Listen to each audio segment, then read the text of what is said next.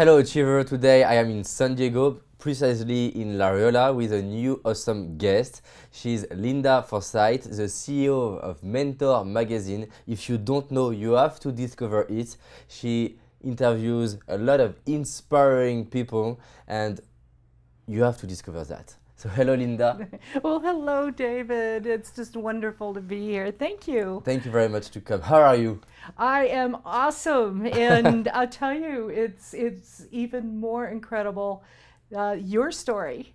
No. That this is why I'm here. And finally meeting you and watching all you've accomplished is quite inspiring to me. Perfect. We are inspiring together. It's great. I love that. Um, I have a few questions to ask you, and before to ask you this question, I would love to know your story more. Can you share us how did you start? How did you started your magazine, and where do you come from, and why did you do that, and how did you succeed in doing that? What possessed me, right? Yeah. Well, I was a nurse for 15 years and enjoyed doing that, mostly specializing in cardiac care work. But sometimes nursing can it can burn you out when you see so much sadness and you've been dealing with it for such a long period of time. Yeah. So many people in the medical field will take little breaks. And I took a break in the beginning of 1990 in Colorado Springs to do something different. Yeah. And so I got a job at a really small radio station. Hardly had any bandwidth to go anywhere. But they were looking for somebody to sell air, to sell advertisements. And they were willing to take anybody. And I obviously had no background or, history of knowing how to do that. And so they went ahead and they hired me. And I was going to do this over the summer. And because it was such a small radio station, when you sold the air, so to speak, you wrote all your own advertisements, and they had this really neat room that had tapes, all kinds of cassette tapes back when, that were filled with every kind of imaginational sound you could ever think of, dogs barking, people clapping, all for different sound effects. And so it was almost like a playground that when you created your commercials, you could write them and you can do all these sound effects and you could voice it with your own voice or find other people. And on top of it, because this was a talk show format, some of the people that had their own talk shows, many times their guests couldn't make it or they couldn't make it. And so they had me step in. And I loved it. It's just like I came alive. Yeah. So it was kind of the first step into glimpsing of working with the media and working with people. It was from there that I went out and I started my first magazine. This is when desktop publishing was just starting. Oh my gosh, I'm sounding ancient.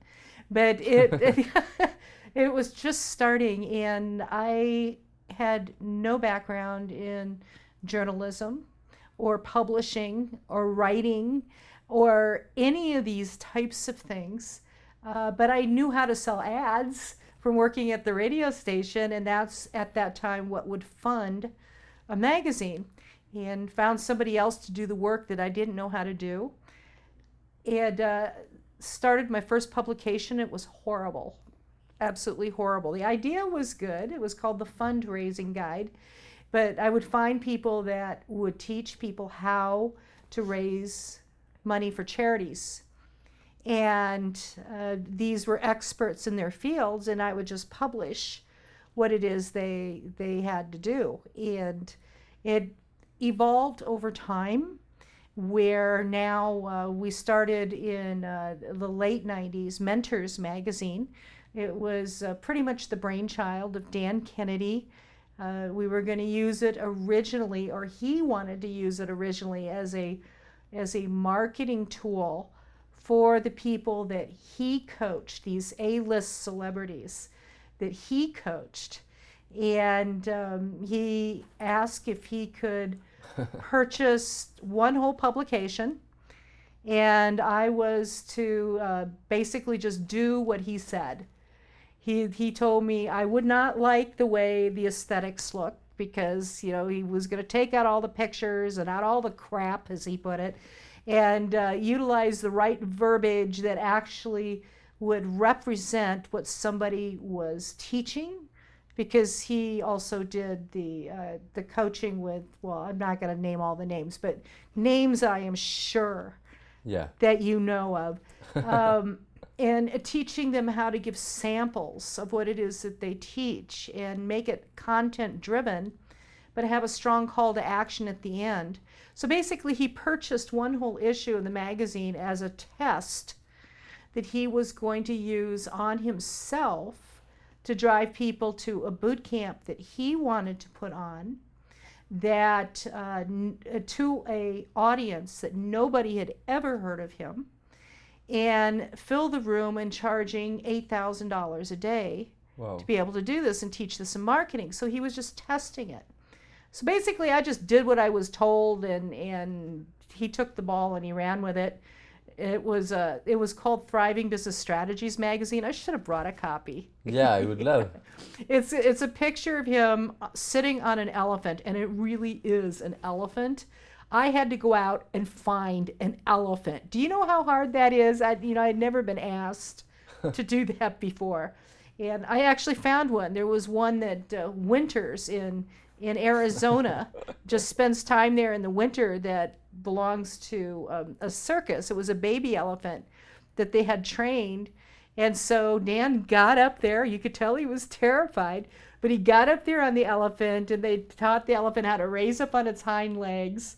And so we took all these pictures, and he's sitting there with his, raising his hat in the air, and the title was also, I'm sorry, Dan, it was horrible, Jumbo Ideas That Soar Above the Rest.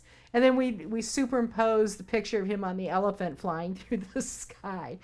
So that was our first experiment. But the thing was, it had worked so well for his test market in filling the room way back when, at that kind of a price point, that it was the beginnings of how Mentors Magazine started, because he introduced me to all the different mentors around the world that he works with, and we developed different marketing tools for them at the time. And since that time, the magazine has evolved where it is not a marketing tool, because we had so many people contacting us wanting to have a subscription to this marketing tool, that it became a regular magazine that gave actual information. So it was an evolution of something very different. And then from Mentors Magazine, it turned into an e-version of the magazine. And also we have the radio shows as media, television shows, webinars, and I get to travel around the world, and just like you're doing, and interviewing people and putting them into the media. In fact, I just got through doing an interview with you that's soon going to be on the cover of Mentors Magazine, featuring David LaRoche. Great. It's a great story, and I would love to know your opinion of why Dan decided to work with you. The thing is, it's interesting how one little opportunity, that if you miss it, you have no idea how much it could have completely changed your life around. When I had this magazine in Arizona, it was just a small Arizona magazine. It was not Mentors. To have an idea, how many copies you sold at this time? Oh, this was just in Arizona. It was about 50,000 a month. I mean, it wasn't that many, but it was just a smaller publication. 15,000, and now? Well, now it's hard to state that the hard copies, because we don't do that many hard copies anymore. It's mostly online. So, and it's in the millions of the people that read it around the world. Yeah. And in different languages. Okay. So it's the same way to touch people. Very, very true is how it evolved. He saw the magazine on the bookshelf at Barnes and Noble bookstore in Arizona. He goes there to become inspired, or at least he used to. It's when we both lived in Arizona, to become inspired by different ideas, and saw the magazine there. And the way he got in touch with me, there's a lesson learned in this for anybody who wants to get in front of people that are hard or difficult to get in front of. When I had this magazine, I used to have bags of mail sent to me every day by individuals that wanted free articles written on them. They wanted free everything and to be featured in the magazine. And quite frankly, I just didn't have the time or the bandwidth to open them all. So what he did is, I never knew who this guy was. I'd never heard of him before. I had no idea. Okay. I get this great big box written urgent all over it that was sent by FedEx, Federal Express, overnight mail. And obviously this stood out like a huge beacon above and beyond the millions of letters that were there. And so I went to that first. I was really curious what this was. This is amazing. And so I went ahead and, of course, opened it. I still remember this when I think back on it. I opened it, and it was filled with testimonials. It's like, you have got to be kidding me. This entire box was just filled with newspaper clippings and letters of recommendation and everything imaginable that was inside of it. And on top of it, there was one large color brochure, and on top of that was this little yellow, scraggly piece of paper, handwritten in pencil. It said, "Bet you didn't know that you had a world-class marketing director living right here in Arizona. I've been featured in USA Today, and I'm always on the Peter Lowe Success Seminars with Zig Ziglar, which were in front of like 50, 60,000 people a couple times a month back then." And he said, "But I would like to talk to you. Give me a call." Wow. And then it just said Dan Kennedy, and it has number down there. And so he obviously caught my attention, and I opened up the first brochure, and I saw him on stage, picture of it, him at the Peter Lowe Success Seminar in front of 50, 60,000 people, and he was always the last speaker. And then I just started thumbing through all these testimonials, and I was fascinated, not only by the audacity, by the courage, the unabashed brazeness to be able to move forward and do what he did, but how he was able to accomplish overcoming being in front of the line of hundreds of other people. In other words, he was not going to get lost in the mix. So I met him, and to make a long story short, the man is brilliant. Yeah. And he taught me many things. And it was from there we developed a friendship. And when I look back on this now, had I known then what I know now about him, I would have been terrified to meet the man. Because he's pulls no punches. He's straightforward, no BS, a type of thing. He has no qualms of saying what he thinks. He gets straight to the message of things, and I probably would have been very intimidated. But we just... What did you learn from him during the work with him? Oh my goodness. If you can give 5 things you learned from him. Focus. Okay. He always talked about the absolute critical key factor of focus, about knowing exactly what it is you are going after. For instance, to utilize one of his quotes, he would state something to the effect, if you want to catch a certain amount of fish, go out in a boat with one little fishing line and and one little hook and then just sit there for hours to catch your fish. You herd them all in a river into a barrel, paint a bullseye on it and shoot it. And so what that taught me was, how many times people, when they're doing marketing, is just the equivalent of throwing papers out of an airplane, millions, and hoping it lands in the hands of the right person, or just throwing something against the wall and hoping it sticks, so to speak, instead of finding the very close demographics of the exact type of customer that you want and need, and then you own that group. And so there's ways to go around that. That's one thing. Yeah. Another Dan Kennedy quote. Sometimes when you are up to your ass in alligators, it's hard to remember your original objective was to drain the swamp. And so what that taught me was it's very typical that when you are moving forward in any type of project or adventure, or when you are teaching or you're building your own business, stuff happens all the time. Yeah. Peripherally. If you have your own office, he believes in the closed door theory. I do not have an open office, he says. You have to have an appointment. I will not be interrupted. I am focusing. I have a time allotted to do a certain thing. I'm going to do it. I'm going to do it well, and I'm going to do it until it's done. And don't interrupt me. Wow. And so if you have all this peripheral stuff going on with family, the drama and everything else that everybody needs and is trying to get a piece of you, you can't focus. It's just something that you can't do. Oh, there's so many things that Dan taught. Yeah, great. But I love that. this was the beginning because of him introducing me to all these other individuals that were spectacular Yeah, I think at so. what they did.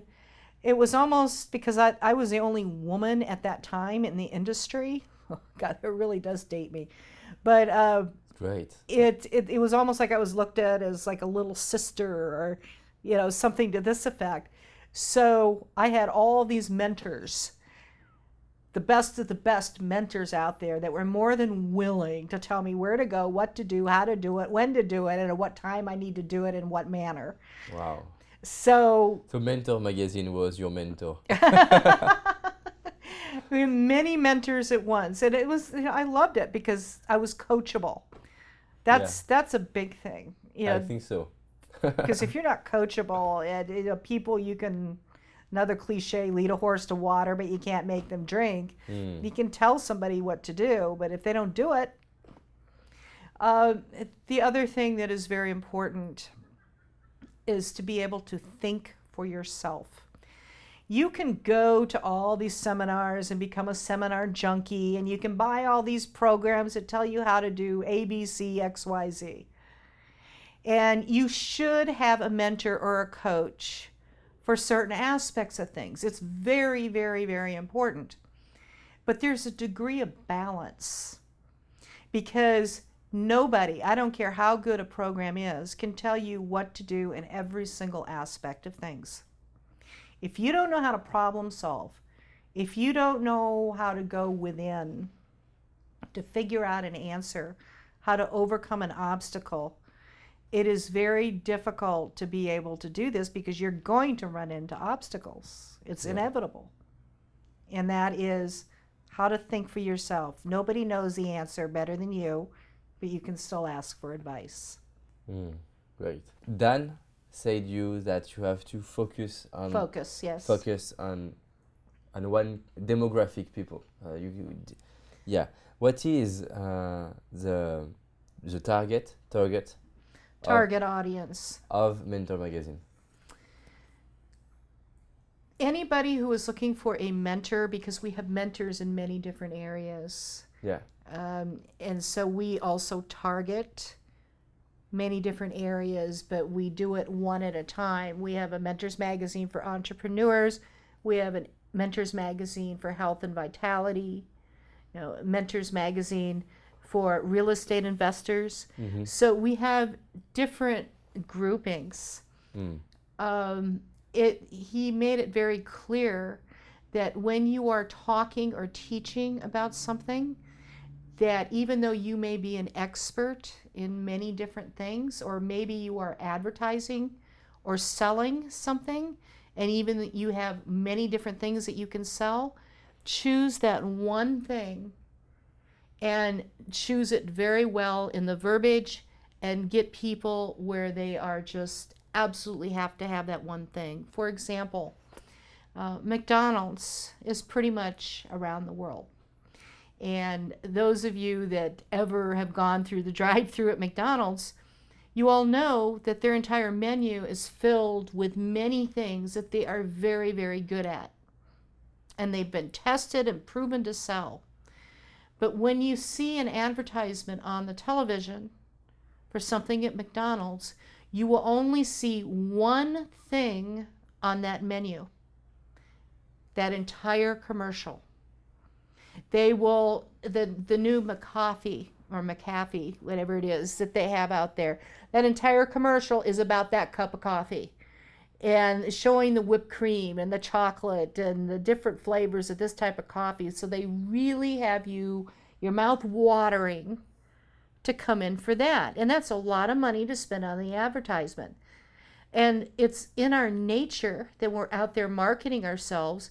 If we have multiple things that we're good at, that we want to fit the entire laundry list in, and that's just not going to work.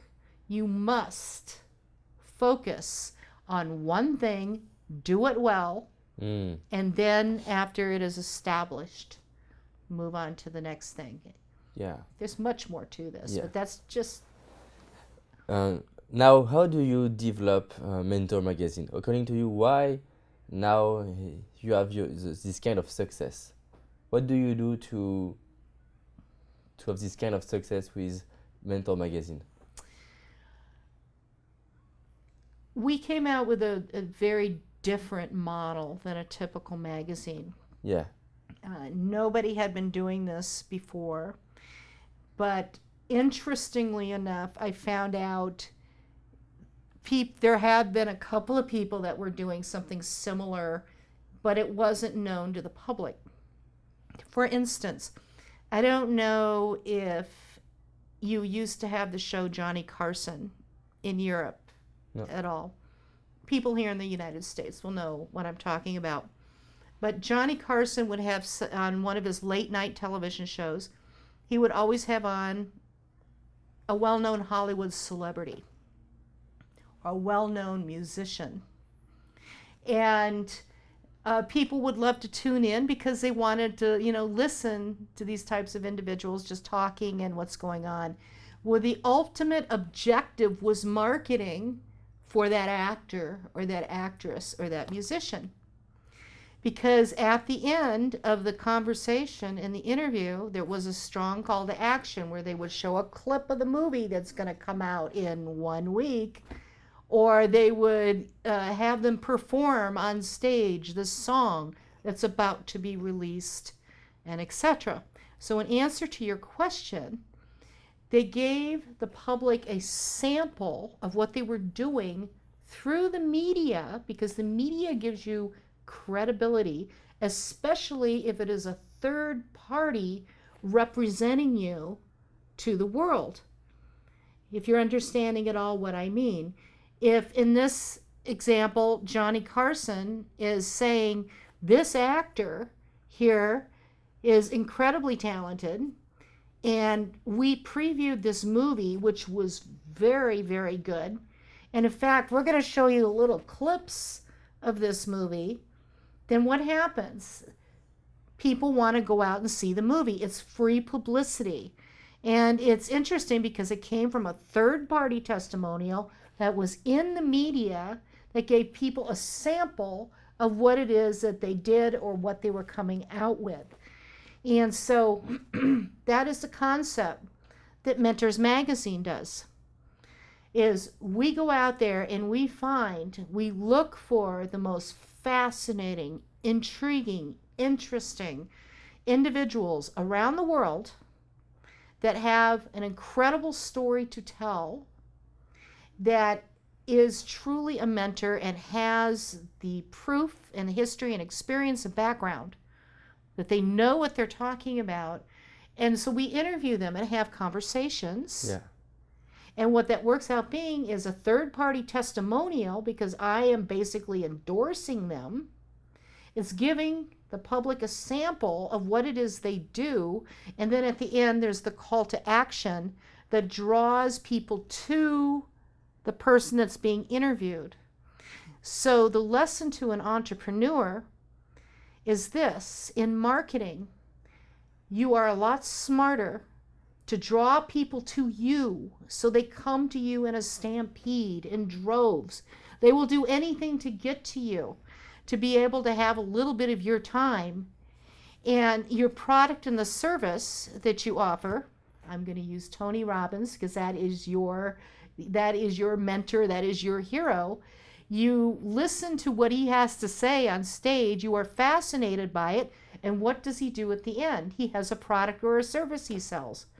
And look at what you're doing. You were doing anything to be able to get in front of Tony. That's marketing on his end. Look what he was able to get you to do without even trying.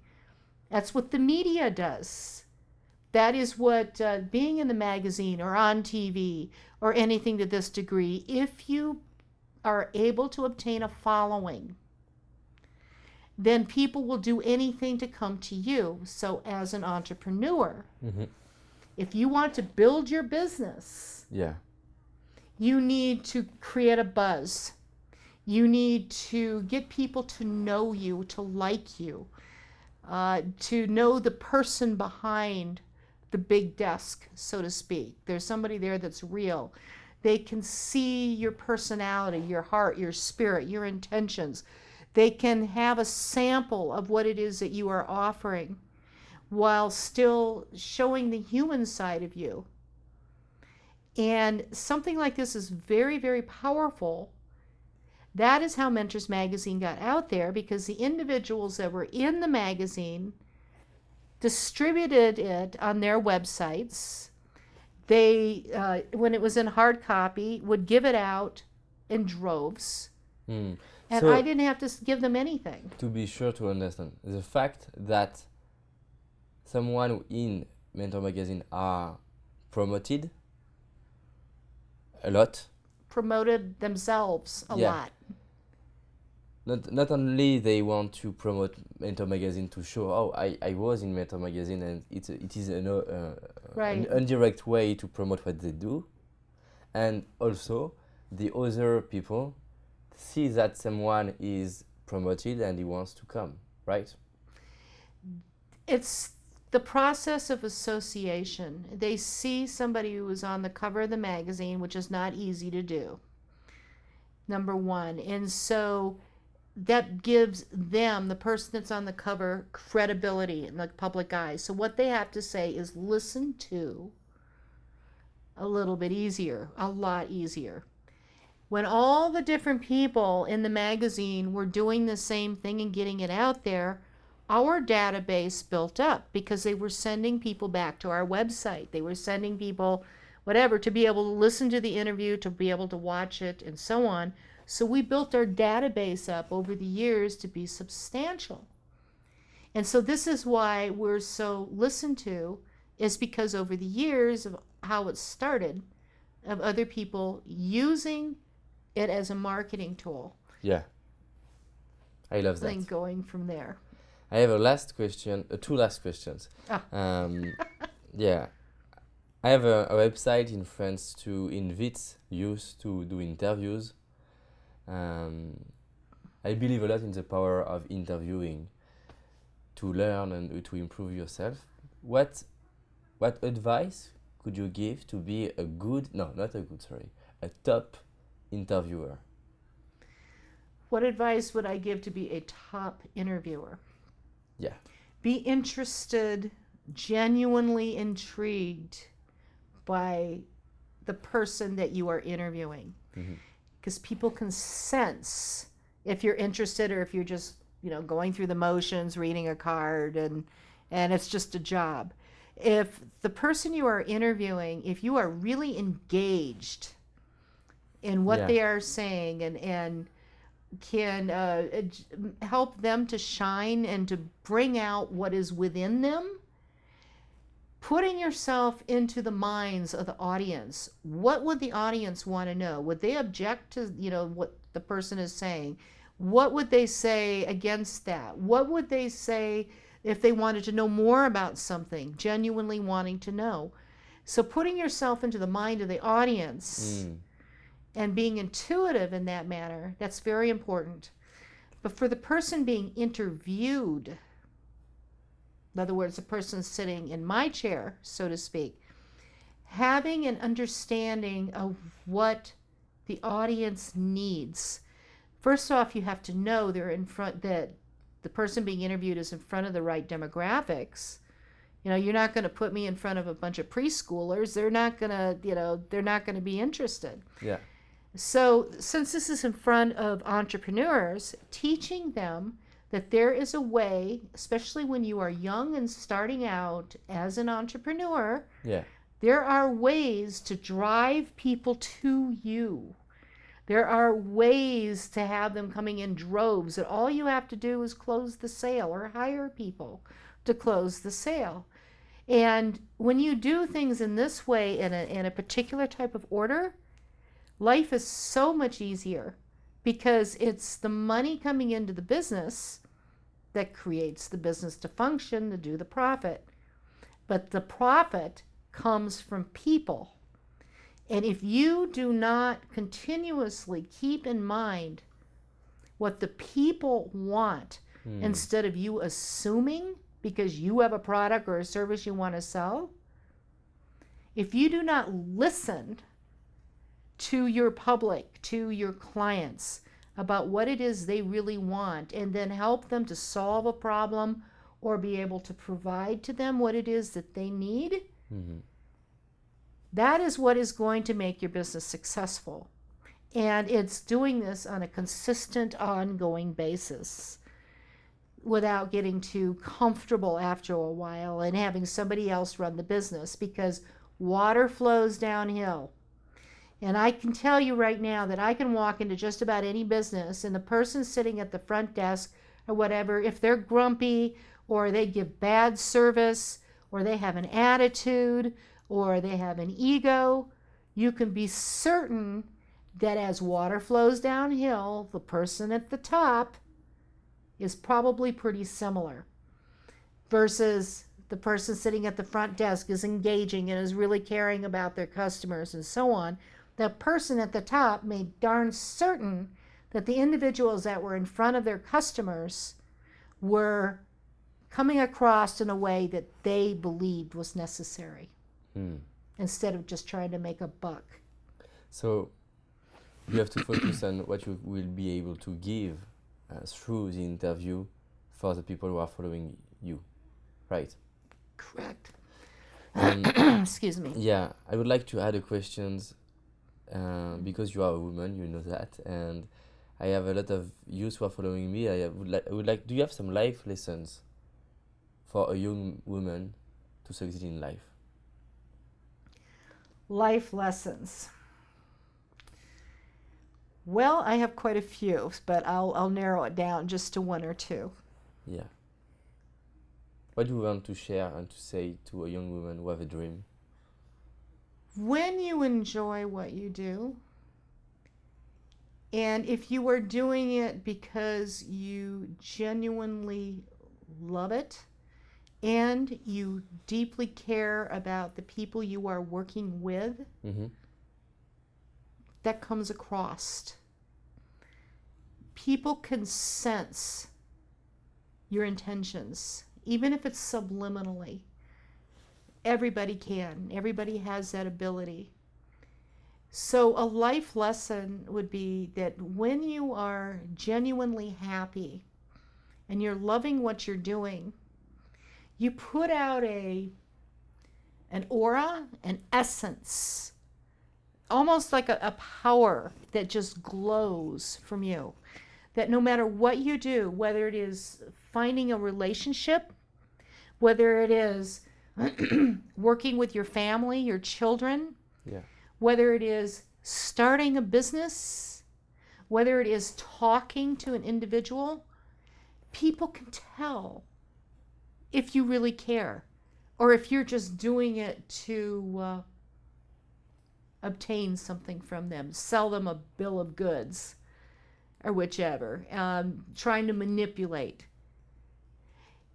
When it's something that simple, when you just simply engage in conversation, and many times not even bringing up business, just talking with people and getting to know them, that is the strongest sales tool that you could use more than all these gazillion different tips that you could be given, because people buy from you because they like you and because they trust you. Wow. So go out there and make friends, get to know them, find out what they want. And it's the same thing with your children, same thing with your significant other. Just be true to yourself Great. and be happy doing it. I love that.